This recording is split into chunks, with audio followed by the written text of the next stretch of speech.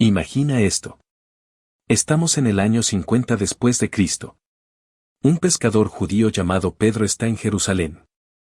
Acaba de ver morir a su maestro hace apenas 20 años. Lo vio resucitar. Lo vio ascender al cielo. Y ahora, mientras está sentado en una casa, recibe una visión. Un lienzo desciende del cielo lleno de animales que la ley judía prohíbe comer. Una voz le dice, levántate, mata y come. Pedro se niega. Ha sido judío toda su vida.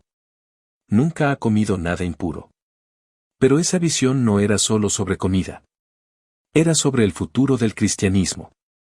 En ese momento, nadie sabía que los escritos que se estaban generando, cartas, relatos, testimonios, se convertirían en lo que hoy llamamos el Nuevo Testamento. 27 libros. 4 evangelios. Un libro de Hechos. 14 cartas de Pablo. 7 cartas generales. Un Apocalipsis. Pero cuéntame desde dónde me estás viendo ahora. ¿De qué ciudad, de qué país? Escríbelo en los comentarios. Me encanta saber de dónde viene cada persona que llega a Biblia Simple. Hoy vamos a hacer algo que probablemente nunca hayas hecho, vamos a recorrer cada uno de esos 27 libros en el orden exacto en que fueron escritos, quién los escribió, cuándo, a quién iban dirigidos, y cuál era el mensaje central que cada autor quería que su audiencia entendiera. No vamos a leerlos versículo por versículo. Vamos a entender la estructura completa del Nuevo Testamento como una unidad, como un edificio donde cada libro es una habitación que conecta con las demás. Al final de este video, vas a entender algo que la mayoría de los cristianos nunca entienden, como el Nuevo Testamento no fue escrito en el orden en que lo leemos. Como las cartas de Pablo fueron escritas antes que los evangelios. Como el Apocalipsis no es el final de la historia, sino una perspectiva diferente de lo que ya había sido revelado. Y como todo esto, tomado en conjunto, cuenta la historia del nacimiento del cristianismo desde adentro. Empecemos. Los 4 evangelios, el corazón del Nuevo Testamento. Cuando la mayoría de la gente abre la Biblia, empieza por Mateo. Pero Mateo no fue el primer libro del Nuevo Testamento escrito. Eso es importante que lo entiendas desde el principio. Los evangelios fueron escritos después de las cartas de Pablo. Pero los colocamos primero en nuestras Biblias porque contienen la historia de Jesús, y esa es la base de todo lo demás. Hay 4 evangelios. No 5, no 3. 4. Y la iglesia primitiva sabía perfectamente por qué.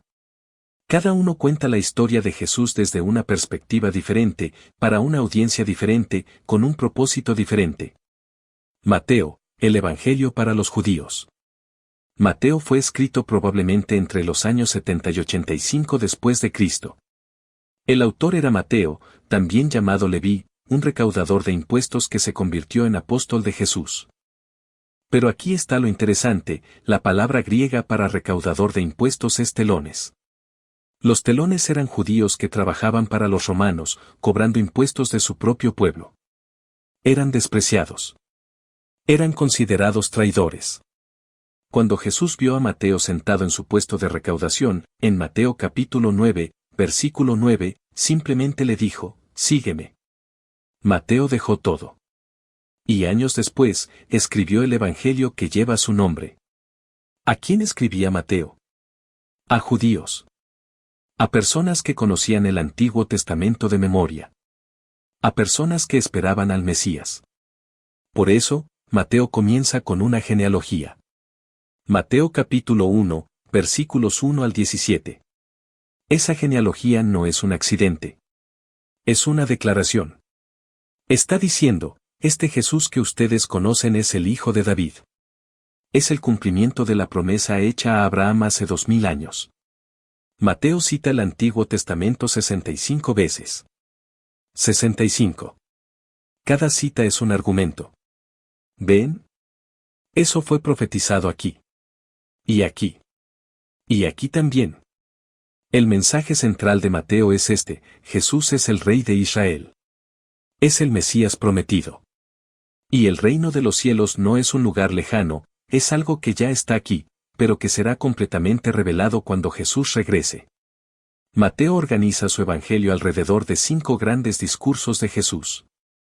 El Sermón del Monte en Mateo capítulo 5. Las instrucciones a los discípulos en Mateo capítulo 10. Las parábolas del reino en Mateo capítulo 13. Las enseñanzas sobre la iglesia en Mateo capítulo 18. Y el discurso de los últimos tiempos en Mateo capítulo 24. ¿Por qué 5? Porque el Antiguo Testamento tiene 5 libros de la ley: Génesis, Éxodo, Levítico, Números y Deuteronomio. Mateo está escribiendo como si Jesús fuera la nueva ley. Como si sus enseñanzas fueran la culminación de todo lo que Moisés había comenzado. Marcos, el Evangelio de la Acción. Marcos fue escrito probablemente entre los años 65 y 70 después de Cristo. El autor era Juan Marcos, un joven que acompañaba a Pablo en sus viajes misioneros. Luego se convirtió en compañero de Pedro. Marcos escribía para una audiencia diferente a la de Mateo. No escribía para judíos.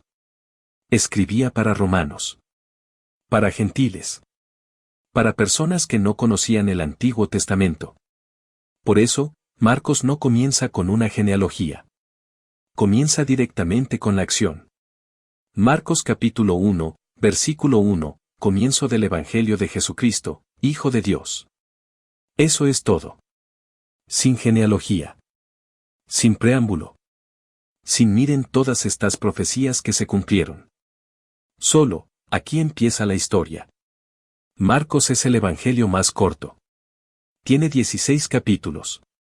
Pero es el más rápido, el más dinámico. La palabra griega que Marcos usa constantemente es eutis, que significa inmediatamente o al instante. Aparece más de 40 veces en Marcos. En Mateo, aparece solo 3 veces. En Lucas, una sola vez. ¿Por qué? Porque Marcos está escribiendo para una audiencia que no tiene tiempo para largos discursos teológicos. Quiere que sientan la urgencia. La acción. El movimiento. Jesús hace algo. Luego hace otra cosa. Luego otra. El mensaje central de Marcos es este: Jesús es el Hijo de Dios que vino a servir, no a ser servido. Y su muerte no fue una derrota, fue el acto supremo de amor y redención. Marcos hace algo que los otros evangelios no hacen con la misma intensidad: enfatiza la humanidad de Jesús. Marcos 14, versículos 33 al 36. Jesús en el Getsemaní está asustado. La palabra griega es ektambeo, que significa estar profundamente perturbado, casi aterrorizado. Jesús dice: mi alma está muy triste, hasta la muerte. Ese es Marcos.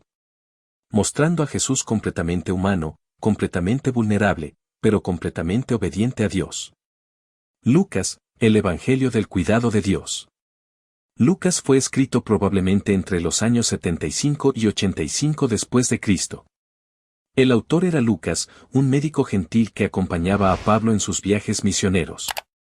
Lucas es el único autor gentil del Nuevo Testamento que escribió un evangelio. Y eso importa. Lucas escribía con la precisión de un médico. Con la sensibilidad de alguien que había viajado por todo el mundo mediterráneo. Con el cuidado de alguien que quería que todo fuera documentado correctamente. Lucas capítulo 1, versículos 1 al 4, es la única introducción formal de cualquier evangelio. Puesto que muchos han intentado narrar los hechos que se han cumplido entre nosotros, tal como nos los transmitieron los que desde el principio fueron testigos presenciales y se hicieron servidores de la palabra, me ha parecido conveniente también a mí, después de haberlo investigado todo cuidadosamente desde el principio, escribírtelo ordenadamente, excelentísimo Teófilo, para que conozcas bien la verdad de lo que te has enseñado. Lucas está diciendo: yo investigué. Yo hablé con testigos. Yo ordené todo esto cuidadosamente. Esto es confiable. ¿A quién escribía Lucas? A Teófilo. Probablemente un funcionario romano de alto rango. Alguien que necesitaba saber quién era Jesús, pero desde una perspectiva ordenada, lógica, documentada. El mensaje central de Lucas es este: Jesús es el Salvador de toda la humanidad, judíos y gentiles por igual. Y Dios cuida de los marginados, los pobres, las mujeres, los extranjeros. Lucas menciona a las mujeres más que cualquier otro evangelio. La madre de Jesús, María, aparece en Lucas con una profundidad que no vemos en otros evangelios. Las mujeres en la resurrección. Las viudas. Las pecadoras. Lucas quiere que entiendas que Jesús vino por todos. Lucas también es el único evangelio que cuenta la historia de la infancia de Jesús con detalle. Lucas capítulo 1 y 2. La anunciación del ángel Gabriel a María. El nacimiento en Belén. Los pastores. El niño Jesús en el templo. ¿Por qué? Porque Lucas quería que su audiencia entendiera que Jesús fue completamente humano desde el principio. No fue un fantasma. No fue una aparición. Fue un bebé. Fue un niño. Fue un hombre. Juan, el Evangelio de la Divinidad. Juan fue escrito probablemente entre los años 90 y 110 después de Cristo. El autor era Juan, el apóstol amado, el discípulo que reclinaba su cabeza en el pecho de Jesús durante la última cena. Juan escribía cuando era un hombre muy anciano. Probablemente tenía 90 años. Los otros 3 evangelios ya existían. Pero Juan sintió que algo faltaba. Algo importante. Algo que los otros 3 no habían capturado completamente. Juan capítulo 1, versículos 1 al 3. En el principio era la palabra, y la palabra estaba con Dios, y la palabra era Dios. Ella estaba en el principio con Dios. Todas las cosas fueron hechas por ella, y sin ella nada de lo que ha sido hecho, hubiera sido hecho. ¿Ves la diferencia? Mateo comienza con libro de la genealogía de Jesucristo. Marcos comienza con comienzo del Evangelio. Lucas comienza con una introducción formal. Pero Juan comienza con cosmología. Con filosofía. Con teología pura. La palabra griega que Juan usa aquí es logos, palabra. Pero logos no es simplemente una palabra. Es la razón cósmica. Es el principio inteligente que sostiene el universo. Es lo que los filósofos griegos habían estado buscando durante siglos. Juan está diciendo algo revolucionario, eso que ustedes han estado buscando, esa razón cósmica, esa verdad fundamental, ese principio que sostiene todo, ese es Jesús. El mensaje central de Juan es este: Jesús es el Hijo de Dios, completamente divino, completamente eterno, completamente uno con el Padre. Y creer en Él es tener vida eterna. Juan usa un lenguaje muy diferente al de los otros evangelios. Los otros evangelios hablan del reino de los cielos o el reino de Dios. Juan habla de vida eterna. Los otros evangelios relatan parábolas, historias cortas con una lección moral. Juan no relata casi ninguna parábola. En cambio, da largos discursos teológicos. En Juan capítulo 13 al 17, Jesús da un discurso de 5 capítulos completos durante la última cena. No hay parábolas. No hay historias cortas. Solo enseñanza profunda, directa, teológica. Juan también hace algo único, organiza su evangelio alrededor de 7 milagros específicos. No todos los milagros de Jesús. 7 milagros seleccionados. Porque en la mentalidad judía, el número 7 representa perfección y completitud. Los 7 milagros de Juan son: la conversión del agua en vino, la curación del hijo del oficial, la curación del paralítico en el estanque de Betesda, la multiplicación de los panes, la curación del ciego de nacimiento, la resurrección de Lázaro, y la pesca milagrosa después de la resurrección. Cada milagro es una señal, la palabra griega es semeion. No es simplemente un acto de poder. Es un signo que apunta a algo más profundo. A la identidad de Jesús. A su divinidad. Hechos, la iglesia primitiva en movimiento. Después de los 4 evangelios viene el libro de Hechos. Fue escrito por Lucas, el mismo Lucas que escribió el Evangelio de Lucas. Lucas capítulo 1, versículos 1 al 4, es la introducción a ambos libros. Lucas está escribiendo una historia en 2 volúmenes. El Evangelio de Lucas es el volumen 1. Hechos es el volumen 2. Hechos fue escrito probablemente entre los años 80 y 95 después de Cristo. ¿A quién lo escribía? A Teófilo. El mismo funcionario romano al que Lucas le escribió el Evangelio. ¿Cuál era el mensaje central? Que después de la resurrección de Jesús, el Espíritu Santo fue derramado sobre los creyentes, y ellos comenzaron a predicar el Evangelio en Jerusalén, luego en Judea, luego en Samaria, y finalmente hasta los confines de la tierra. Hechos capítulo 1, versículo 8, es la declaración de misión del libro completo. Pero recibiréis poder, cuando haya venido sobre vosotros el Espíritu Santo, y me seréis testigos en Jerusalén, en toda Judea, en Samaria, y hasta lo último de la tierra. El libro de Hechos es la historia de cómo eso sucedió. Como un puñado de pescadores judíos asustados se convirtieron en predicadores valientes. Como la iglesia creció de 120 personas en un aposento alto a miles de personas en todo el mundo mediterráneo. Hechos también es el único libro del Nuevo Testamento que no termina con una conclusión clara. El libro simplemente termina. Hechos capítulo 28, versículos 30 al 31, describe a Pablo bajo arresto domiciliario en Roma, predicando el Evangelio durante 2 años. Y luego, nada.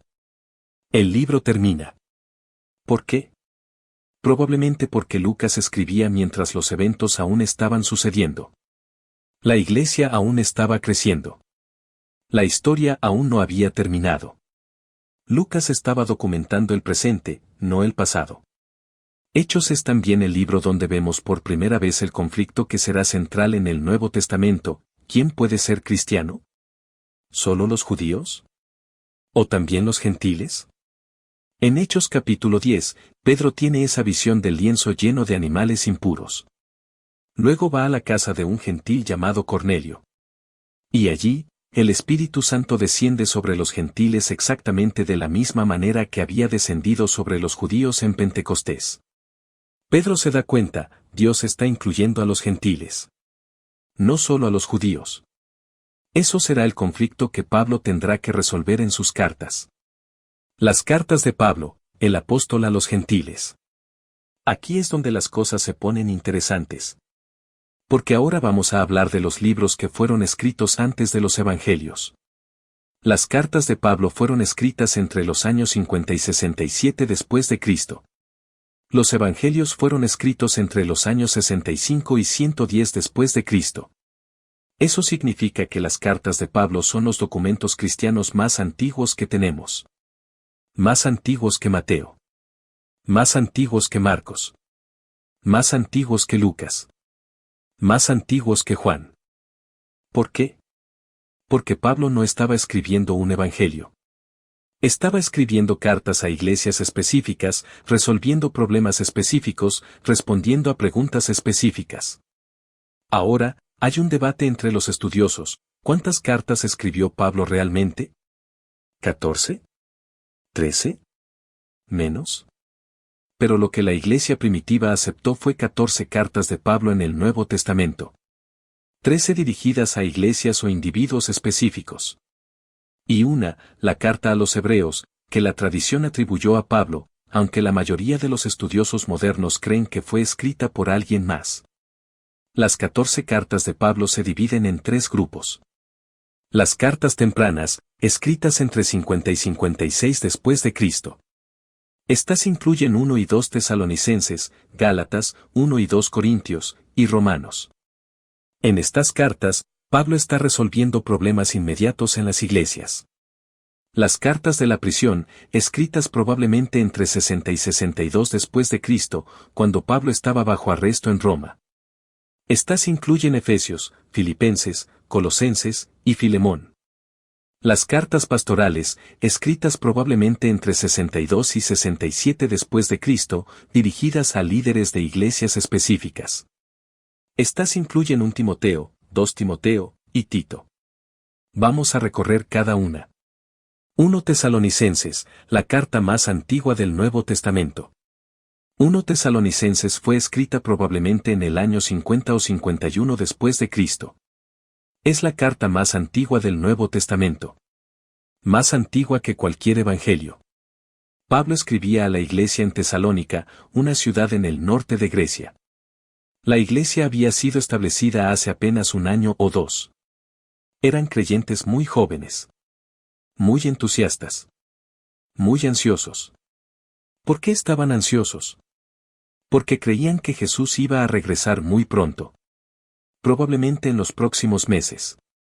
Probablemente en los próximos años. Algunos de los creyentes de Tesalónica habían muerto. Y los otros estaban preocupados. ¿Qué pasó con nuestros hermanos que murieron? ¿Van a perder la resurrección? ¿Van a estar dormidos cuando Jesús regrese? Pablo escribe 1 Tesalonicenses para responder esa pregunta. En 1 Tesalonicenses capítulo 4, versículos 13 al 18, Pablo explica que cuando Jesús regrese, los muertos en Cristo resucitarán primero. Luego los vivos serán arrebatados juntamente con ellos en las nubes para encontrarse con el Señor en el aire. La palabra griega que Pablo usa aquí es harpazo, arrebatar, llevarse rápidamente. En latín, esta palabra se traduce como rapere, de donde viene la palabra inglesa rapture, rapto.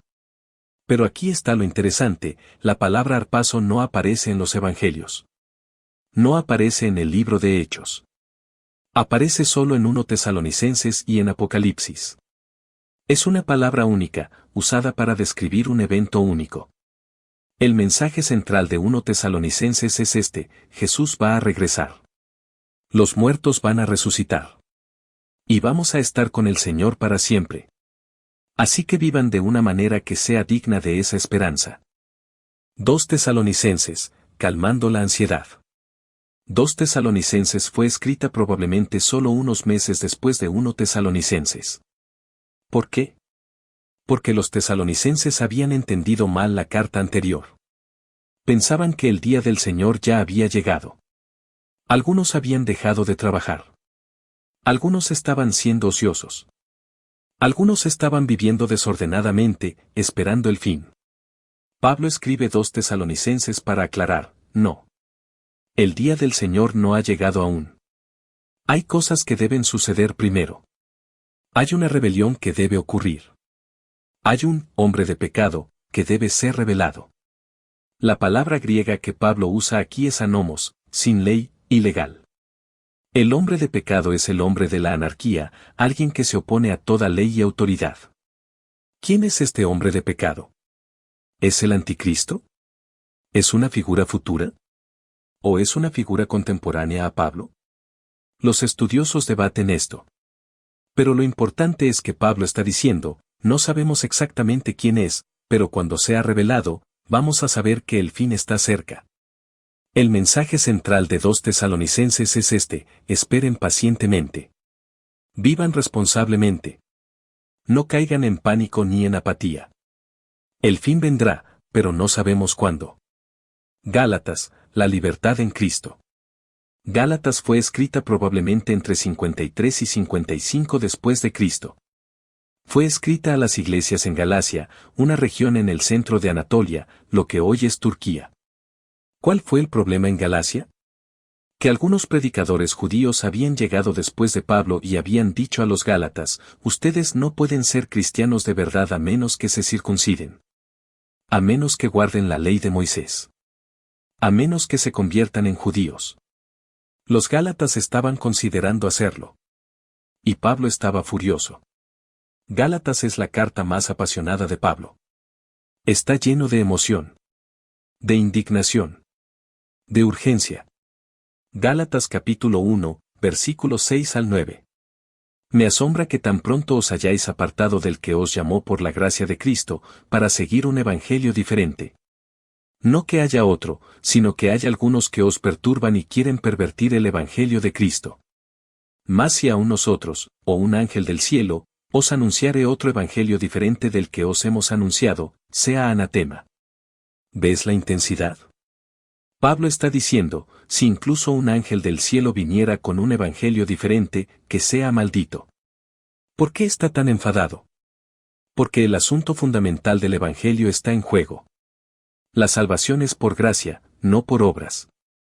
Es por fe en Jesús, no por guardar la ley. Gálatas capítulo 2, versículo 16. Sabiendo que el hombre no es justificado por las obras de la ley, sino por la fe de Jesucristo, nosotros también hemos creído en Jesucristo, para ser justificados por la fe de Cristo y no por las obras de la ley, por cuanto por las obras de la ley nadie será justificado. La palabra griega para justificado es dikaiō, ser declarado justo, Ser puesto en una relación correcta con Dios. Y Pablo está diciendo que esto sucede por fe, no por obras. El mensaje central de Gálatas es este: ustedes son libres. Libres de la ley. Libres de la necesidad de circuncidarse. Libres de la esclavitud del legalismo. Vivan en esa libertad. Gálatas capítulo 5, versículo 1. Estad, pues, firmes en la libertad con que Cristo nos hizo libres, y no os pongáis de nuevo bajo el yugo de esclavitud. 1 Corintios, resolviendo los problemas de una iglesia. 1 Corintios fue escrita probablemente en el año 54 después de Cristo. Fue escrita a la iglesia en Corinto, una ciudad griega importante. La iglesia en Corinto estaba llena de problemas. Divisiones.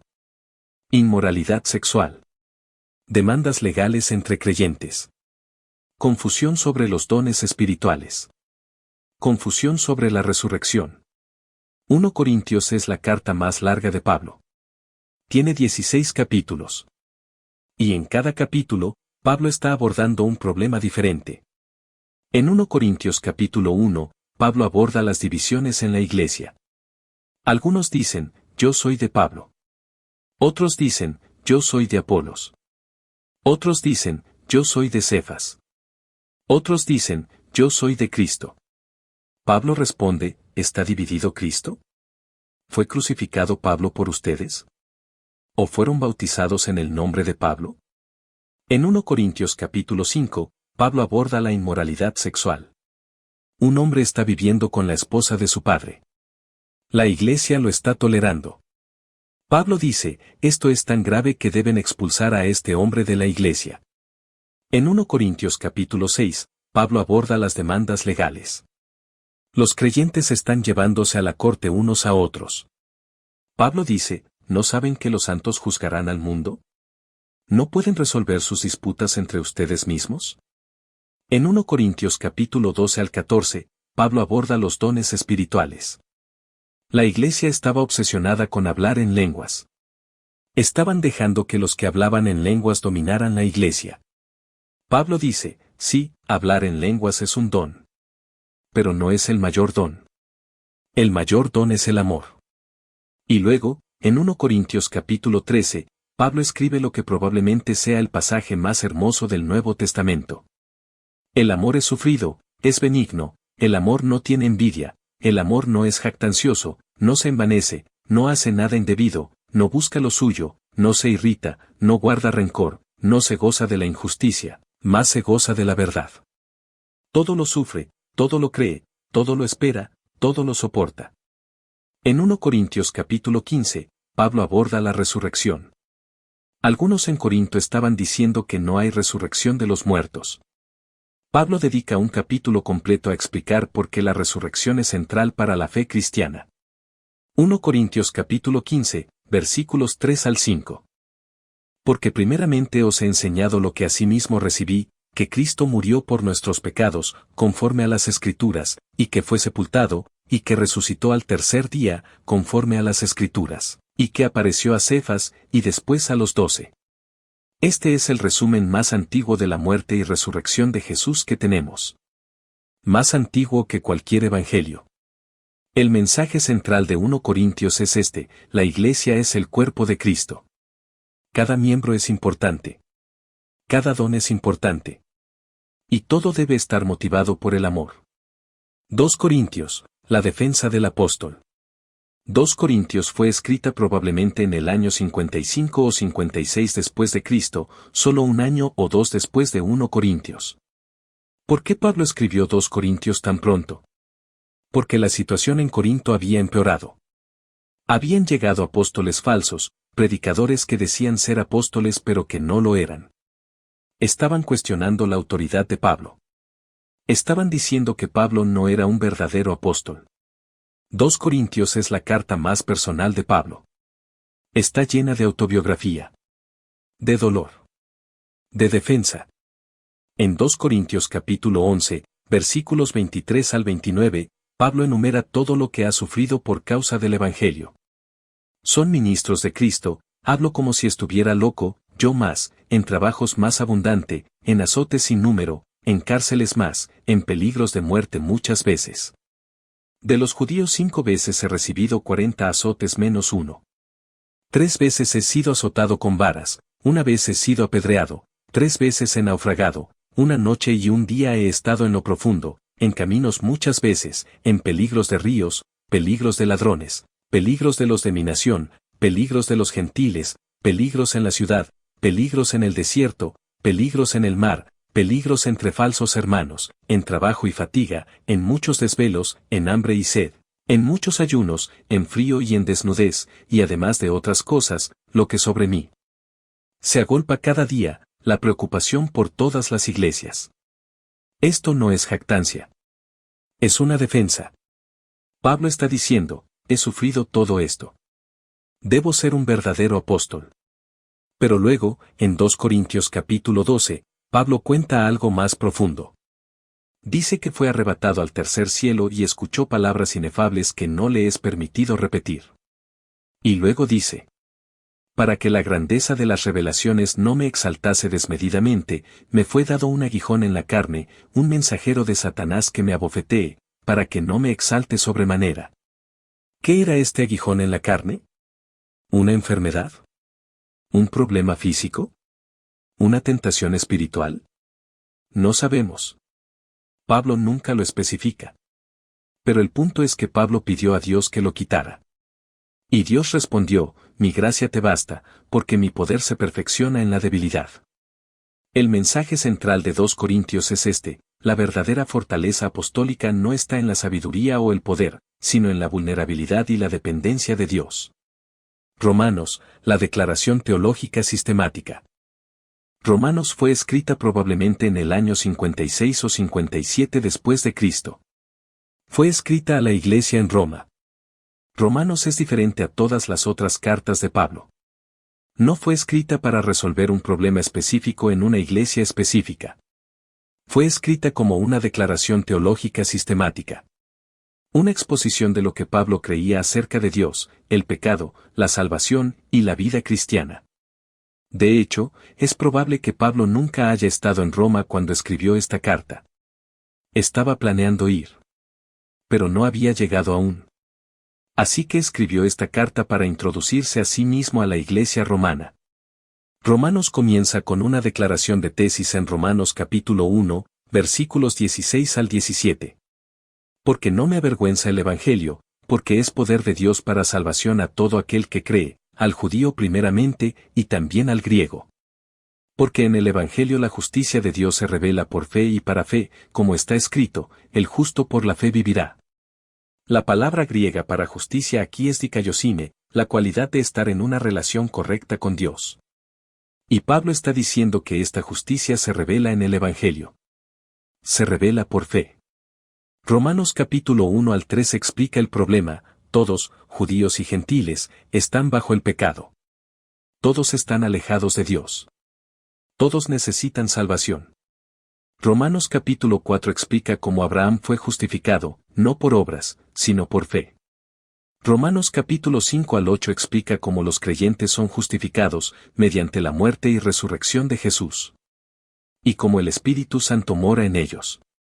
Romanos capítulo 9 al 11 aborda una pregunta difícil, ¿qué pasó con Israel? ¿Ha Dios rechazado a su pueblo? Pablo responde que no. Dios aún tiene un plan para Israel.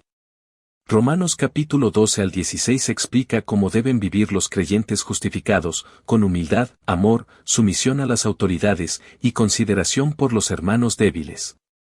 El mensaje central de Romanos es este, la salvación es por gracia, mediante la fe en Jesús. No es por obras. No es por guardar la ley. Es por creer en lo que Jesús hizo. Romanos es probablemente la carta más influyente de Pablo. Cambió el curso de la historia cristiana. Agustín la leyó y se convirtió. Martín Lutero la estudió y comenzó la Reforma Protestante. Efesios, la Iglesia como cuerpo de Cristo. Efesios fue escrita probablemente entre 60 y 62 después de Cristo, cuando Pablo estaba bajo arresto en Roma. Efesios es una carta única. No tiene ningún problema específico que resolver. No tiene ninguna controversia que abordar. Es una meditación sobre la Iglesia. Sobre quienes somos en Cristo. Sobre nuestro propósito como Iglesia. Efesios capítulo 1, versículos 3 al 14, es una oración de alabanza. Una de las oraciones más hermosas del Nuevo Testamento. Pablo está alabando a Dios por todas las bendiciones espirituales que tenemos en Cristo. Luego, en Efesios capítulo 2, Pablo explica que mediante la muerte de Jesús, judíos y gentiles han sido unidos en un solo cuerpo. La barrera entre ellos ha sido derribada. Efesios capítulo 2, versículos 14 al 16. Porque Él es nuestra paz, que de ambos pueblos hizo uno, derribando la pared intermedia de separación, aboliendo en su carne las enemistades, la ley de los mandamientos expresados en ordenanzas, para crear en sí mismo de los dos un solo y nuevo hombre, haciendo la paz, y mediante la cruz reconciliar con Dios a ambos en un solo cuerpo, matando en ella las enemistades. La palabra griega para paz aquí es eirene, no simplemente la ausencia de conflicto, sino la restauración de relaciones rotas. Jesús ha traído paz entre judíos y gentiles. En Efesios capítulo 3, Pablo habla del misterio de Cristo. La palabra griega es mysterion, algo que estaba oculto pero que ahora ha sido revelado. El misterio es que los gentiles son coherederos con los judíos en Cristo. En Efesios capítulo 4 al 6, Pablo explica cómo debe vivir la Iglesia. Con humildad. Con unidad. Con el fruto del Espíritu. El mensaje central de Efesios es este: la Iglesia es el cuerpo de Cristo. Judíos y gentiles unidos en un solo cuerpo. Y ese cuerpo debe vivir en unidad, en amor, en madurez espiritual. Filipenses, la epístola del gozo. Filipenses fue escrita probablemente en el año 61-62 después de Cristo, cuando Pablo estaba bajo arresto en Roma. Filipenses es una carta muy personal. Pablo está escribiendo a una iglesia que ama profundamente. La iglesia en Filipos fue la primera iglesia que Pablo estableció en Europa. Fue en Filipos donde Pablo fue encarcelado y azotado. Fue en Filipos donde el carcelero se convirtió después de un terremoto. Ahora, años después, la iglesia en Filipos está enviando a Epafrodito con un regalo para Pablo. Y Pablo está respondiendo con esta carta. Filipenses es la carta más alegre de Pablo. A pesar de estar en la cárcel, Pablo está lleno de gozo.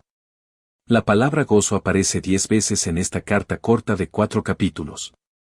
Filipenses capítulo 4, versículo 4. Regocijaos en el Señor siempre.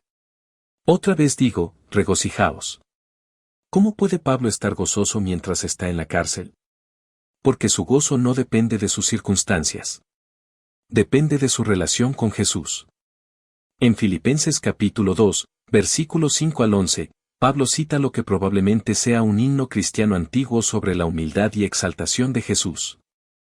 Haya, pues, en vosotros este sentir que hubo también en Cristo Jesús, el cual, siendo en forma de Dios, no estimó el ser igual a Dios como cosa a que aferrarse, sino que se despojó a sí mismo, tomando forma de siervo, hecho semejante a los hombres, y estando en la condición de hombre, se humilló a sí mismo, haciéndose obediente hasta la muerte, y muerte de cruz. Por lo cual Dios también lo exaltó hasta lo sumo, y le dio un nombre que es sobre todo nombre, para que en el nombre de Jesús se doble toda rodilla de los que están en los cielos, y en la tierra, y debajo de la tierra, y toda lengua confiese que Jesucristo es el Señor, para gloria de Dios Padre. Este pasaje es profundo. Está diciendo que Jesús, siendo Dios, renunció a sus derechos divinos, se convirtió en humano, y se humilló a sí mismo hasta la muerte en una cruz. Y por eso, Dios lo exaltó. La palabra griega para se despojó aquí es ekenosen, literalmente, se vació. Jesús se vació de sí mismo. Renunció a su gloria. Se convirtió en un siervo. El mensaje central de Filipenses es este: encuentren su gozo en Jesús, no en las circunstancias. Vivan en humildad. Vivan en unidad. Vivan en paz. Colosenses, Cristo, el centro de todo. Colosenses fue escrita probablemente en el año 61-62 después de Cristo, alrededor del mismo tiempo que Efesios. Colosenses fue escrita a la iglesia en Colosas, una ciudad en Frigia, en lo que hoy es Turquía. Pablo nunca había estado en Colosas. Pero la iglesia había sido establecida por Epafras, un discípulo de Pablo. ¿Cuál era el problema en Colosas? Que había una herejía. Una falsa enseñanza. Algunos estaban diciendo que necesitaban adorar a ángeles. Que necesitaban guardar ciertas leyes dietéticas. Que necesitaban observar ciertos días sagrados. Pablo escribe Colosenses para corregir esta herejía. Y lo hace enfatizando que Jesús es suficiente. Jesús es supremo. Jesús es el centro de todo. Colosenses capítulo 1, versículos 15 al 20. Él es la imagen del Dios invisible, el primogénito de toda creación. Porque por él fueron creadas todas las cosas, las que hay en los cielos y las que hay en la tierra, visibles e invisibles, sean tronos, sean dominios, sean principados, sean potestades. Todo fue creado por medio de él y para él.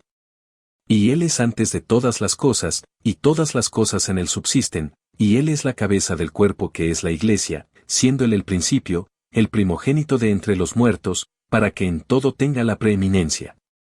Por cuanto agradó al Padre que en él habitase toda plenitud, y por medio de él reconciliase todas las cosas consigo, pacificando mediante la sangre de su cruz, así las que están en la tierra como las que están en los cielos. La palabra griega para imagen aquí es eikon, representación exacta. Jesús es la representación exacta de Dios invisible. La palabra para primogénito es prototokos, el primero en rango, no necesariamente el primero en tiempo. Jesús es el primero en rango de toda la creación. El mensaje central de Colosenses es este: Jesús es supremo. Jesús es suficiente. No necesitan nada más. No necesitan ángeles. No necesitan leyes. Solo necesitan a Jesús. Filemón, una carta sobre la esclavitud. Filemón es la carta más corta de Pablo. Solo tiene 25 versículos. Una página en la mayoría de las Biblias. Pero es una carta poderosa. Es una carta sobre la esclavitud. Filemón era un cristiano acaudalado en Colosas. Tenía un esclavo llamado Onésimo. Onésimo se escapó. Y de alguna manera, llegó a Roma, donde conoció a Pablo. Onésimo se convirtió en cristiano. Y ahora es útil para Pablo. Pero Pablo lo envía de vuelta a Filemón. ¿Por qué? Porque Onésimo pertenecía a Filemón. Pablo no quería actuar sin el consentimiento de Filemón. Pero Pablo escribe una carta. Una carta hermosa. Una carta que cambia la relación entre Filemón y Onésimo. Filemón versículos 10 al 16. Te ruego por mi hijo Onésimo, a quien engendré en mis prisiones, el cual en otro tiempo te fue inútil, pero ahora a ti y a mí nos es útil. Te lo vuelvo a enviar, tú recíbelo como a mis propias entrañas. Yo quisiera retenerlo conmigo, para que en tu lugar me sirviese en mis prisiones por el Evangelio, pero nada quise hacer sin tu consentimiento, para que tu favor no fuese como de necesidad, sino voluntario. Porque quizá para esto se apartó de ti por un tiempo, para que le recibieses para siempre, no ya como esclavo, sino como más que esclavo, como hermano amado, mayormente para mí, pero cuanto más para ti, tanto en la carne como en el Señor. ¿Ves lo que Pablo está haciendo? No está diciendo que la esclavitud es mala. Eso hubiera sido revolucionario en el primer siglo. Hubiera sido peligroso. Pero está diciendo algo más radical. Está diciendo que Onésimo ya no es simplemente un esclavo. Es un hermano. Un hermano amado. La relación ha cambiado. Ya no es una relación de amo y esclavo. Es una relación de hermanos en Cristo. El mensaje central de Filemón es este: en Cristo, las barreras sociales se rompen. El esclavo y el amo son hermanos. 1 Timoteo, instrucciones para un líder de iglesia. 1 Timoteo fue escrita probablemente entre 62 y 67 después de Cristo. Fue escrita a Timoteo, un joven líder de iglesia que trabajaba con Pablo. 1 Timoteo es una carta práctica. Pablo está dando instrucciones a Timoteo sobre cómo dirigir la iglesia en Efeso. ¿Qué tipo de instrucciones? Instrucciones sobre cómo elegir líderes. Instrucciones sobre cómo tratar a diferentes grupos de personas. Instrucciones sobre cómo combatir la falsa enseñanza. 1 Timoteo capítulo 1, versículos 3 al 4. como te rogué que te quedases en Efeso, cuando fui a Macedonia, para que mandases a algunos que no enseñen diferente doctrina, ni presten atención a fábulas y genealogías interminables, que antes producen cuestiones que edificación de Dios, así ahora. Hay falsa enseñanza en Efeso. Hay maestros que están enseñando fábulas y genealogías interminables. Probablemente especulación sobre el mundo espiritual. Probablemente enseñanzas que no tienen base en la verdad de Dios. Pablo le dice a Timoteo, detén esto. Enseña la verdad. En 1 Timoteo capítulo 2, Pablo da instrucciones sobre cómo deben orar. En 1 Timoteo capítulo 3, da instrucciones sobre las calificaciones de los obispos y diáconos. En 1 Timoteo capítulo 4, advierte sobre maestros falsos que prohíben el matrimonio y ciertos alimentos. En 1 Timoteo capítulo 6, Pablo le dice a Timoteo, pelea la buena batalla de la fe. Retén lo que te ha sido encomendado. El mensaje central de 1 Timoteo es este, protege la verdad. Combate la falsa enseñanza. Vive una vida digna del Evangelio. 2 Timoteo, la última carta de Pablo. 2 Timoteo fue escrita probablemente en el año 67 después de Cristo. Fue la última carta que Pablo escribió. Probablemente poco antes de su ejecución bajo el emperador Nerón. 2 Timoteo es más personal que 1 Timoteo. Es una carta de un hombre que sabe que está a punto de morir. Está escribiendo a su hijo espiritual, Timoteo, con sus últimas palabras. 2 Timoteo capítulo 1, versículos 7 al 8. Porque no nos ha dado Dios espíritu de cobardía, sino de poder, de amor y de dominio propio.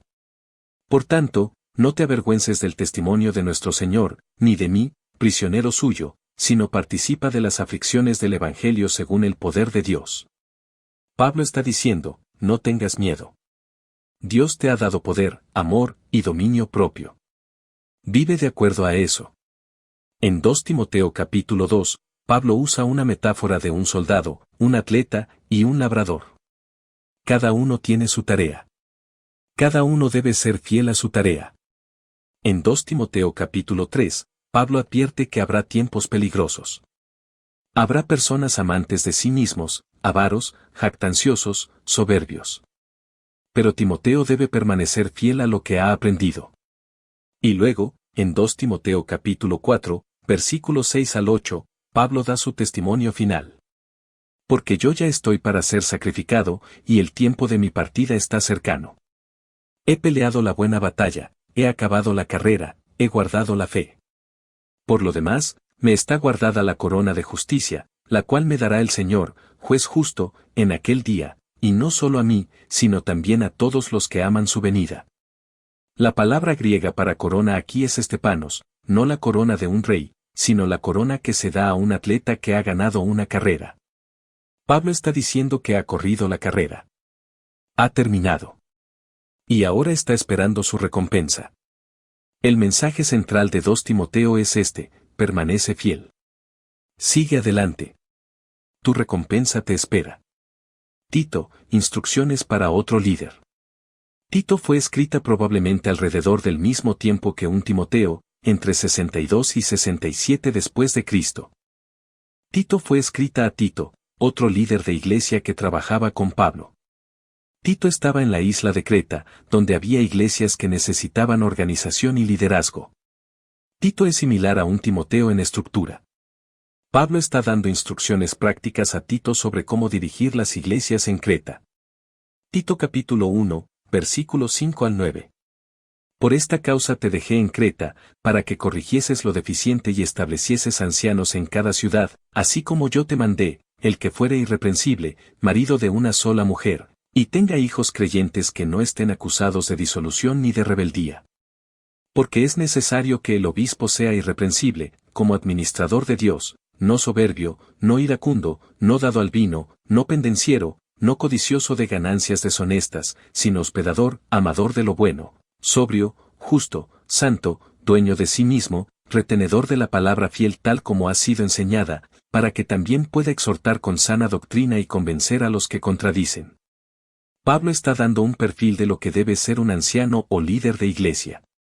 No es perfección, pero sí integridad. Sí carácter. En Tito capítulo 2, Pablo da instrucciones sobre cómo deben vivir diferentes grupos: hombres viejos, mujeres viejas, hombres jóvenes, mujeres jóvenes, siervos. En Tito capítulo 3, Pablo habla sobre la salvación y cómo debe vivir el pueblo de Dios. El mensaje central de Tito es este: establece líderes de carácter. Enseña a la gente a vivir de una manera digna del Evangelio. Hebreos, el sacrificio supremo. Hebreos es una carta única. No sabemos quién la escribió. La tradición la atribuye a Pablo, pero la mayoría de los estudiosos creen que fue escrita por alguien más.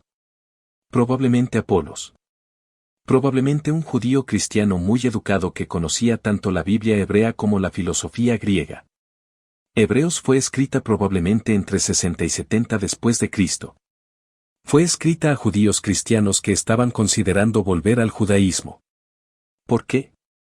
Probablemente porque la persecución era severa. Probablemente porque extrañaban el templo.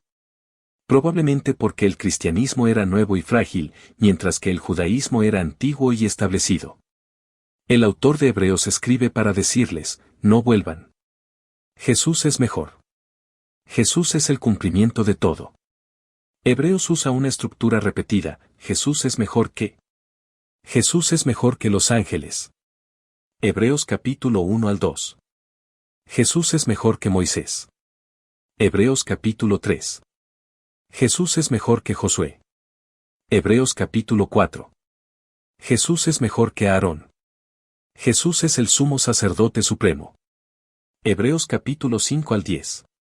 Y el argumento principal es este: en el Antiguo Testamento había sacrificios continuos. El sacerdote ofrecía sacrificios una y otra vez, año tras año. Porque los sacrificios nunca eran suficientes para quitar el pecado. Pero Jesús ofreció un sacrificio. Un sacrificio único. Un sacrificio que fue suficiente. Para siempre. Hebreos capítulo 10, versículos 11 al 14.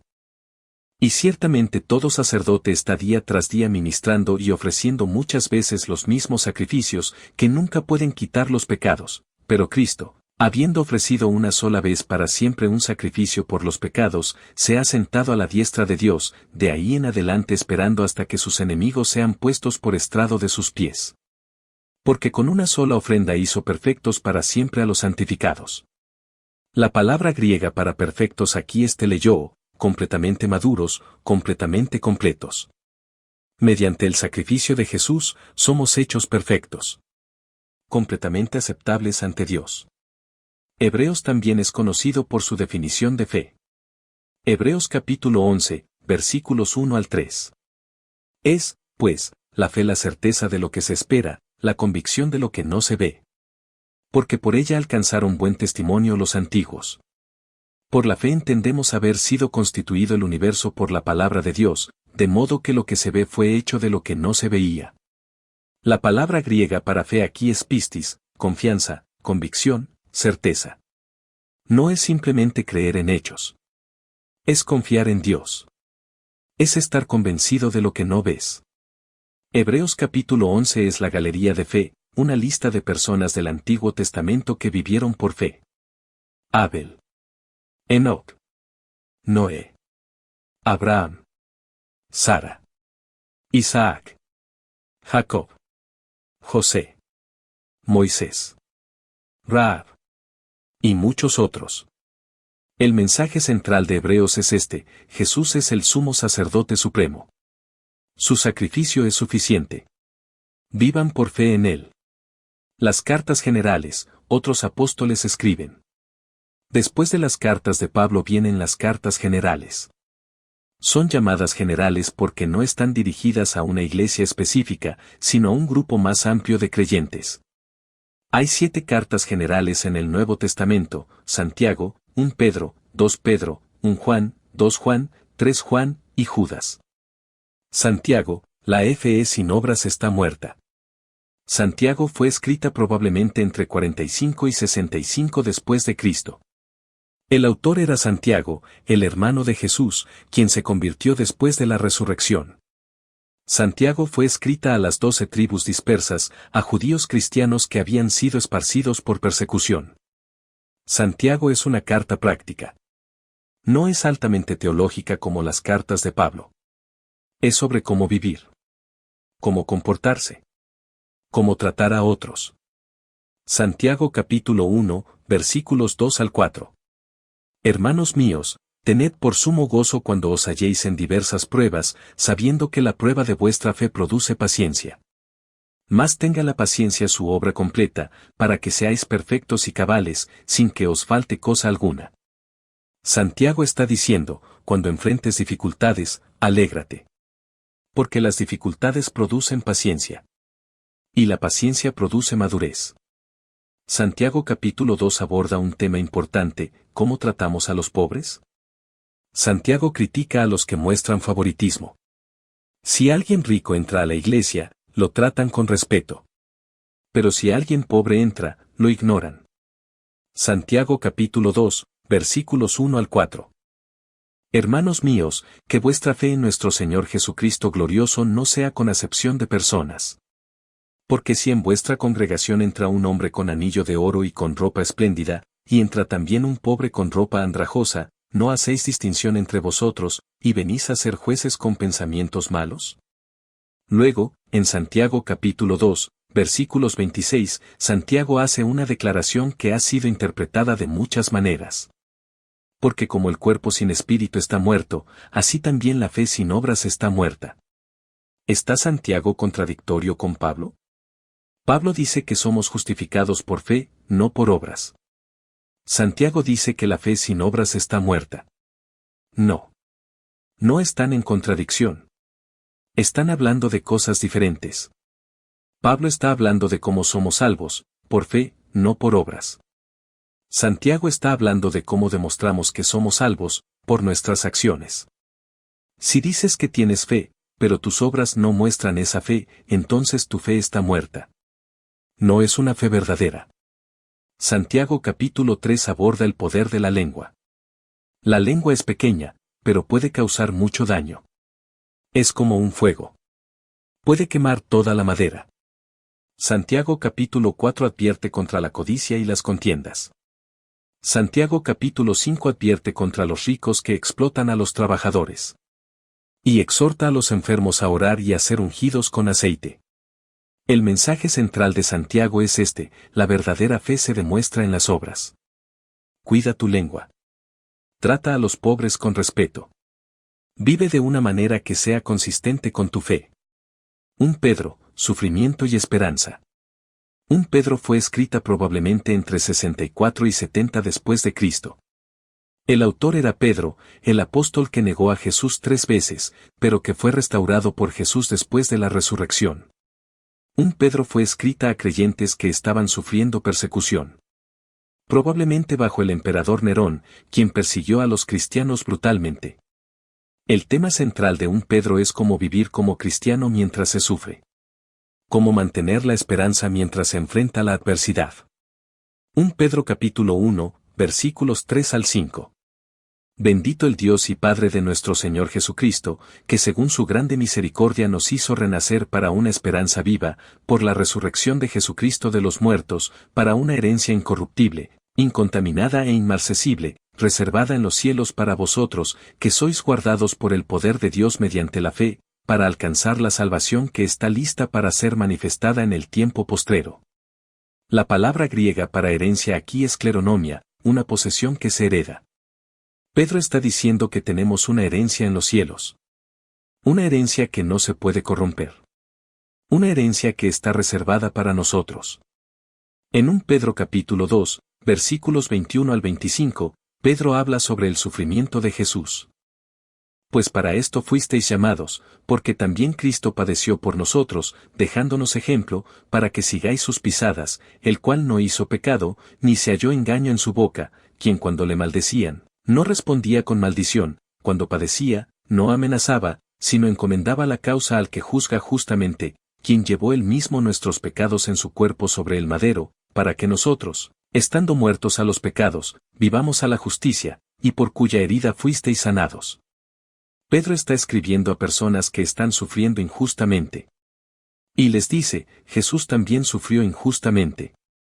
Y no respondió con violencia. confió en Dios.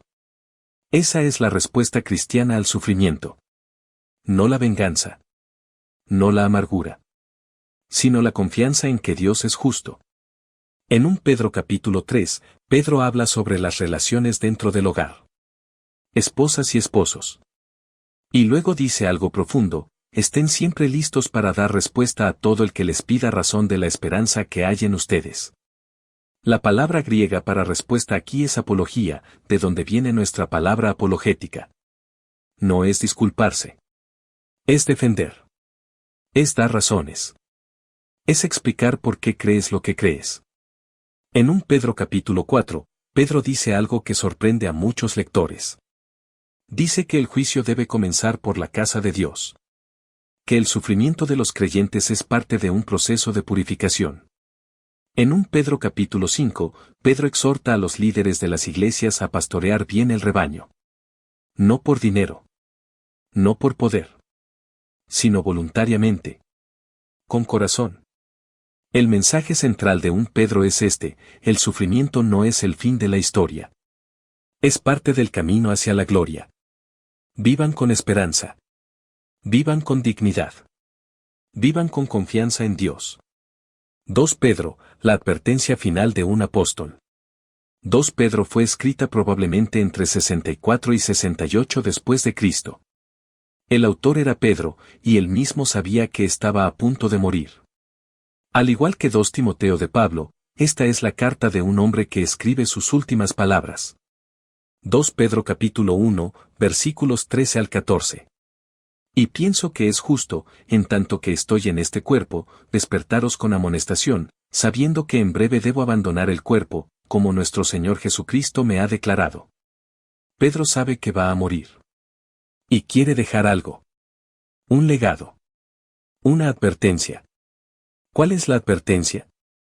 Que habrá falsos maestros. Que habrá personas que negarán a Jesús.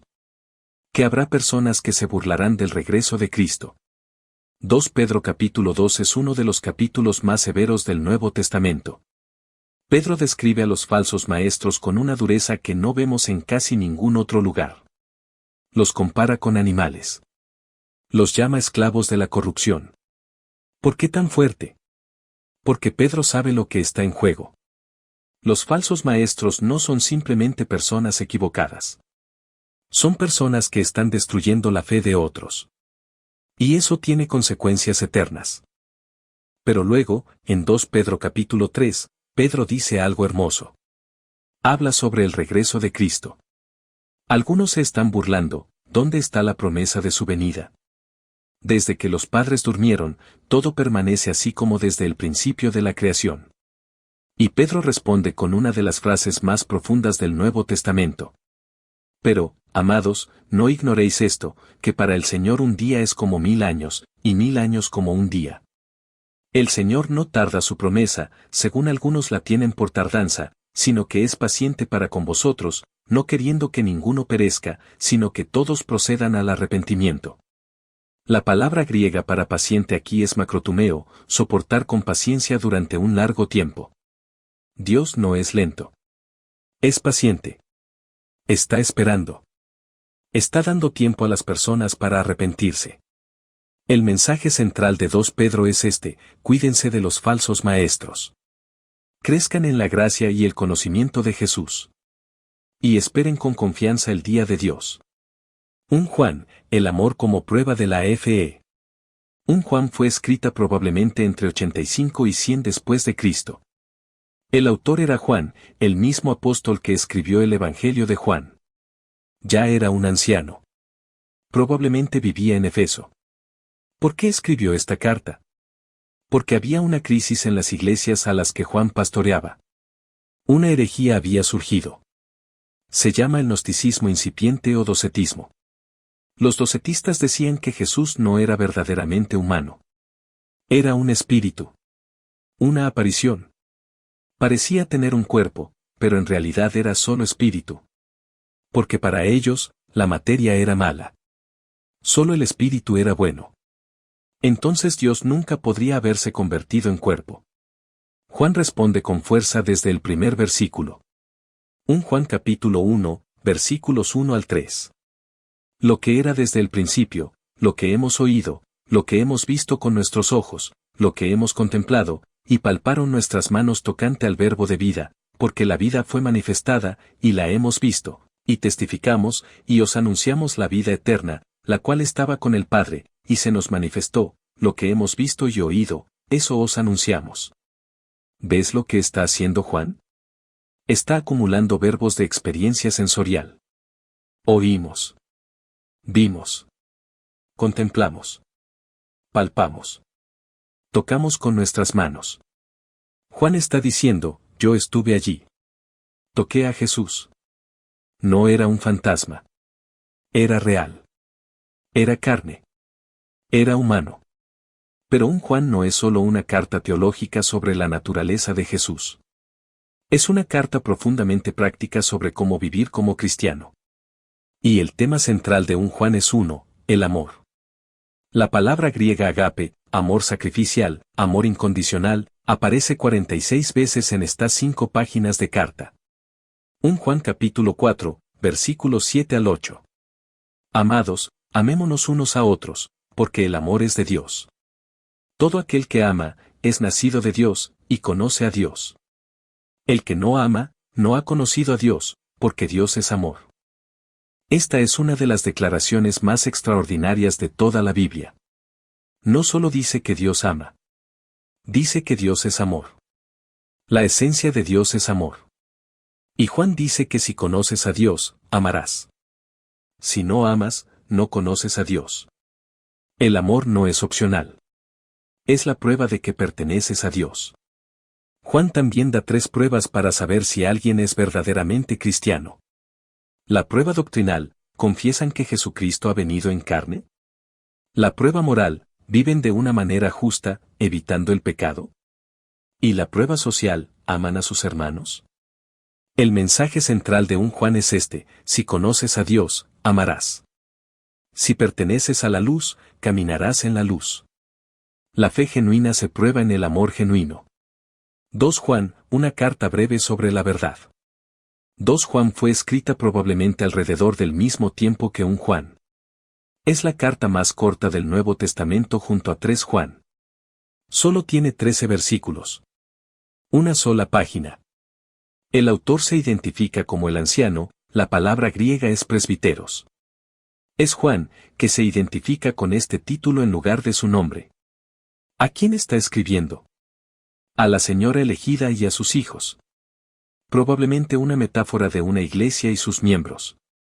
El tema es simple y urgente: no reciban en sus casas a los maestros que niegan que Jesucristo ha venido en carne.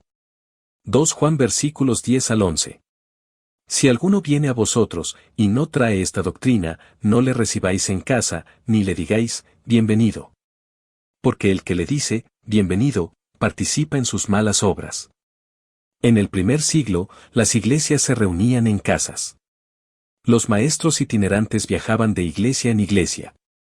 Si una iglesia los recibía en su casa, les estaba dando plataforma para enseñar. Juan dice, no le den plataforma a los falsos maestros. Si lo hacen, participan en su error. El mensaje central de 2 Juan es este: el amor y la verdad no son opuestos. No puede haber amor verdadero sin verdad. Y parte de amar a la iglesia es protegerla de la falsedad. 3 Juan, el liderazgo en la iglesia. 3 Juan fue escrita probablemente alrededor del mismo tiempo que 2 Juan. También tiene 13 versículos. También está escrita por el anciano, Juan. Esta vez, Juan está escribiendo a un individuo. Gallo, un creyente que estaba siendo fiel en recibir y ayudar a los maestros itinerantes que enviaba Juan. Pero hay un problema. Un líder en la iglesia llamado Diótrefes está causando conflicto. Está rechazando a los mensajeros de Juan. Está expulsando de la iglesia a los que quieren recibirlos. Está hablando contra Juan con palabras malignas. 3 Juan versículos 9 al 10. Yo he escrito a la iglesia, pero Diótrefes, al cual le gusta tener el primer lugar entre ellos, no nos recibe. Por esta causa, Si yo fuere, recordaré las obras que hace parloteando con palabras malignas contra nosotros, y no contento con estas cosas, no recibe a los hermanos, y a los que quieren recibirlos se lo prohíbe, y los expulsa de la iglesia. Este es uno de los pasajes más relevantes para las iglesias de todos los tiempos. Diótrefes no es un hereje teológico. No está enseñando una doctrina falsa. Pero ama el poder. Ama el primer lugar. Y usa su posición para controlar y excluir. Juan contrasta a Diótrefes con Demetrio, otro hombre en la iglesia, de quien todos hablan bien. La diferencia no es la teología. Es el carácter. El mensaje central de 3 Juan es este: el liderazgo en la iglesia debe estar motivado por el servicio, no por el poder. El carácter importa. La hospitalidad importa. La fidelidad importa. Judas, la defensa de la fe. Judas fue escrita probablemente entre 65 y 80 después de Cristo. El autor se identifica como Judas, siervo de Jesucristo y hermano de Santiago. Eso significa que era también hermano de Jesús. Judas es una carta urgente. Dramática. Apasionada. Judas versículos 3 al 4. Amados, por la gran solicitud que tenía de escribiros acerca de nuestra común salvación, me ha sido necesario escribiros exhortándoos que contendáis ardientemente por la fe que ha sido una vez dada a los santos. Porque algunos hombres han entrado encubiertamente, los que desde antes habían sido destinados para esta condenación, hombres impíos, que convierten en libertinaje la gracia de nuestro Dios y niegan a Dios el único soberano, y a nuestro Señor Jesucristo. Judas había querido escribir sobre la salvación. Pero tuvo que cambiar sus planes. La situación era urgente. Habían entrado personas que estaban pervirtiendo la gracia de Dios.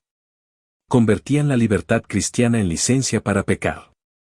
Su argumento era: somos salvados por gracia. Entonces podemos hacer lo que queremos. La ley ya no nos aplica. Judas responde con fuerza, citando ejemplos del Antiguo Testamento de personas que pensaron que podían hacer lo que quisieran y fueron juzgadas. Los israelitas en el desierto. Los ángeles que pecaron. Sodoma y Gomorra. Pero luego, al final de la carta, Judas escribe una de las doxologías más hermosas del Nuevo Testamento. Judas versículos 24 al 25. Y a aquel que es poderoso para guardaros sin caída, y presentaros sin mancha delante de su gloria con gran alegría, al único y sabio Dios, nuestro Salvador, sea gloria y majestad, imperio y potencia, ahora y por todos los siglos. Amén. La palabra griega para guardaros sin caída es pulazo aptaistos, guardar de tropezar, proteger de caer. Judas está diciendo que Dios puede protegerlos. A pesar de todos los falsos maestros. A pesar de todas las amenazas. Dios puede mantenerlos en pie. El mensaje central de Judas es este: defiendan la fe. No la abandonen. No la distorsionen. Y confíen en que Dios los puede guardar hasta el final. Apocalipsis, una visión del fin y del comienzo. Llegamos al último libro del Nuevo Testamento. Y probablemente el más mal entendido de todos. Apocalipsis fue escrito probablemente entre 90 y 96 después de Cristo. El autor era Juan, el mismo apóstol que escribió el Evangelio de Juan y las 3 cartas de Juan. Estaba exiliado en la isla de Patmos, en el mar Egeo, probablemente bajo el emperador Domiciano. Hay algo que necesitas entender antes de leer Apocalipsis: no es principalmente una predicción del futuro. Es un libro de consolación para personas que están sufriendo ahora. La palabra griega Apocalipsis significa revelación. Descubrir algo que estaba oculto. Y lo que Juan está revelando no es principalmente el futuro distante. Es la realidad espiritual que está detrás de los eventos del presente. Apocalipsis fue escrito en un género llamado literatura apocalíptica, un estilo de escritura común en el judaísmo del primer siglo que usaba símbolos, números y visiones para comunicar verdades espirituales.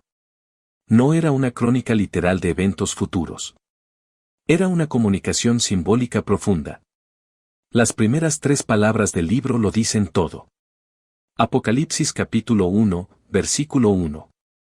La revelación de Jesucristo, que Dios le dio, para manifestar a sus siervos las cosas que deben suceder pronto. Pronto. La palabra griega es entachei, en poco tiempo, rápidamente. Juan está diciendo que estas cosas son relevantes para su audiencia ahora. No en 2000 años. Apocalipsis comienza con 7 cartas a 7 iglesias en Asia Menor. Efeso. Esmirna. Pérgamo. Tiatira. Sardis. Filadelfia. Laodicea. 7 iglesias reales. Con problemas reales. Con comunidades reales de creyentes que estaban siendo perseguidos, tentados y desafiados. Cada carta tiene una estructura similar. Jesús se describe a sí mismo con uno de los títulos que Juan usó en la visión inicial. Luego reconoce lo que la iglesia está haciendo bien. Luego corrige lo que está haciendo mal. Luego hace una promesa a los que perseveren. Después de las 7 cartas, Juan es transportado al cielo en visión. Y lo que ve es impresionante. Apocalipsis capítulo 4 y 5 describen el trono de Dios. El anciano de días. Los 4 seres vivientes que rodean el trono.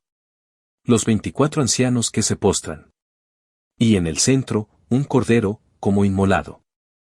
La palabra griega para cordero es arnión, un cordero pequeño. No el cordero poderoso y majestuoso que esperaríamos. Un cordero pequeño. Con las marcas de haber sido sacrificado. Y ese cordero es el que puede abrir los sellos del libro que nadie más puede abrir. ¿Por qué un cordero? Porque es el símbolo del sacrificio. Jesús murió como el cordero pascual. Y ahora, el cordero sacrificado es también el rey que reina sobre la historia. Apocalipsis capítulo 5, versículos 9 al 10. Y cantaban un nuevo cántico, diciendo, digno eres de tomar el libro y de abrir sus sellos, porque tú fuiste inmolado, y con tu sangre nos has redimido para Dios, de todo linaje y lengua y pueblo y nación, y nos has hecho para nuestro Dios reyes y sacerdotes, y reinaremos sobre la tierra. Los 7 sellos. Las 7 trompetas. Las 7 copas. Estas son las series de juicios que Juan describe. Y hay un debate entre los estudiosos, ¿son eventos literales? ¿Son eventos históricos que ya ocurrieron en el primer siglo con la destrucción de Jerusalén? ¿Son eventos escatológicos futuros? ¿Son ciclos que se repiten a lo largo de la historia? Lo que es claro, independientemente de cómo los interpretemos, es el mensaje subyacente: los imperios de este mundo no son eternos. El poder humano no es absoluto. Dios está en control. Y los que sufren por su nombre no están olvidados. En Apocalipsis capítulo 12, aparece una gran señal en el cielo.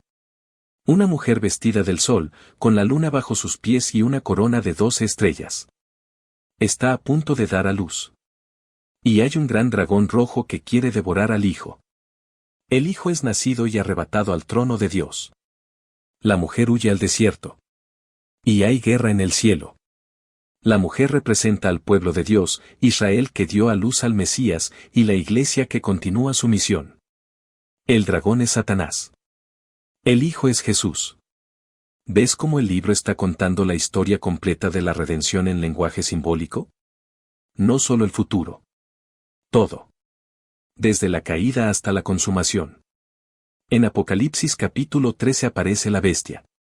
Con 7 cabezas y 10 cuernos. Con un número, 666. ¿Qué significa 666? En el primer siglo, existía una práctica llamada gematría, donde cada letra del alfabeto tiene un valor numérico. Y el número de la bestia corresponde al nombre del emperador Nerón en hebreo transliterado al griego. Nerón César. El hombre que perseguía a los cristianos. El hombre que incendió Roma y culpó a los creyentes. El hombre que ejecutó a Pedro y a Pablo. Juan no podía escribir Nerón abiertamente. Era peligroso. Pero sus lectores entendían el código. Y el mensaje era: el poder que los persigue ahora no va a ganar. Dios es más grande. Pero el mensaje de la bestia también trasciende a Nerón. Porque en cada generación, hay un sistema de poder que se opone al pueblo de Dios. Hay un espíritu del anticristo, como Juan mismo dice en un Juan, que se manifiesta en diferentes formas a lo largo de la historia. Y Apocalipsis dice que ese sistema de poder no va a ganar. Apocalipsis capítulo 19 describe el regreso de Cristo. Un jinete sobre un caballo blanco. Sus ojos como llama de fuego. Muchas diademas en su cabeza. Su nombre, fiel y verdadero. Y en su manto, escrito, Rey de Reyes y Señor de Señores. No es el bebé de Belén. No es el hombre que fue arrestado en el huerto. Es el Rey victorioso que regresa. Y luego, en Apocalipsis capítulo 20, la descripción del juicio final. El libro de la vida. Y todos los muertos juzgados conforme a sus obras. Pero lo más extraordinario viene al final. Apocalipsis capítulo 21, versículos 1 al 5. Vi un cielo nuevo y una tierra nueva, porque el primer cielo y la primera tierra pasaron, y el mar ya no existía más. Y yo Juan vi la santa ciudad, la nueva Jerusalén, descender del cielo, de Dios, dispuesta como una esposa ataviada para su marido. Y oí una gran voz del cielo que decía, He aquí el tabernáculo de Dios con los hombres, y él morará con ellos, y ellos serán su pueblo, y Dios mismo estará con ellos como su Dios. Enjugará Dios toda lágrima de los ojos de ellos, y ya no habrá muerte, ni habrá más llanto, ni clamor, ni dolor, porque las primeras cosas pasaron. Y el que estaba sentado en el trono dijo, He aquí, yo hago nuevas todas las cosas. ¿Ves lo que está pasando aquí? Dios no está llevando a su pueblo fuera de la tierra hacia el cielo. Está trayendo el cielo a la tierra. La nueva Jerusalén desciende. Dios viene a morar con su pueblo. No es una escapada. Es una restauración. La primera creación fue buena. Pero fue corrompida. Dios no la va a abandonar. La va a renovar. La va a hacer nueva. La palabra griega para nuevas aquí es kan, nuevo en calidad, no nuevo en tiempo. No es otra cosa diferente.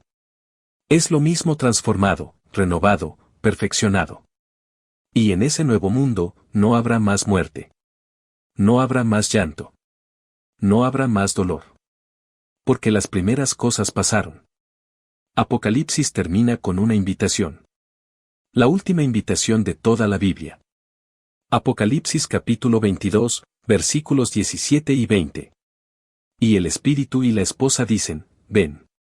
Y el que oye, diga, ven. Y el que tiene sed, venga, y el que quiera, tome del agua de la vida gratuitamente. El que da testimonio de estas cosas dice, ciertamente vengo en breve. Amén, sí, ven, Señor Jesús. La última palabra de Jesús en la Biblia es una promesa, vengo en breve. Y la última oración de la Biblia es la respuesta de la Iglesia, ven, Señor Jesús. Así termina el Nuevo Testamento. No con un sistema teológico completo. No con una lista de reglas. Sino con una conversación. Un anhelo. Una esperanza. Conclusión, el edificio completo. Recuerda la metáfora con la que comenzamos. El Nuevo Testamento es un edificio.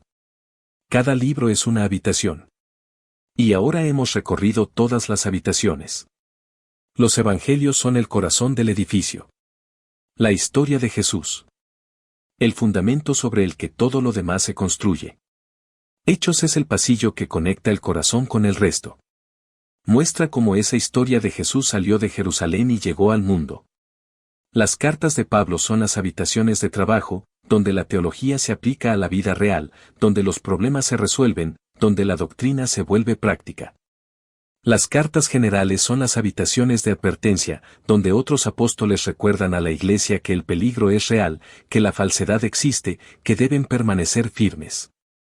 Y Apocalipsis es la ventana, la que da al futuro, al horizonte, a lo que aún no ha llegado pero que viene. Tomados juntos, estos 27 libros cuentan una historia. Una historia que comenzó antes de la creación. Que se concentró en un hombre de Nazaret. Que se extendió por todo el mundo mediterráneo en el primer siglo. Y que aún no ha terminado. Una historia en la que todavía estamos. Y esa es precisamente la razón por la que vale la pena entender el Nuevo Testamento no como una colección de versículos sueltos, sino como lo que realmente es, El testimonio de hombres y mujeres que creyeron que habían visto a Dios en carne, que habían tocado lo eterno con sus propias manos, y que no pudieron guardar silencio. Eso es Biblia simple.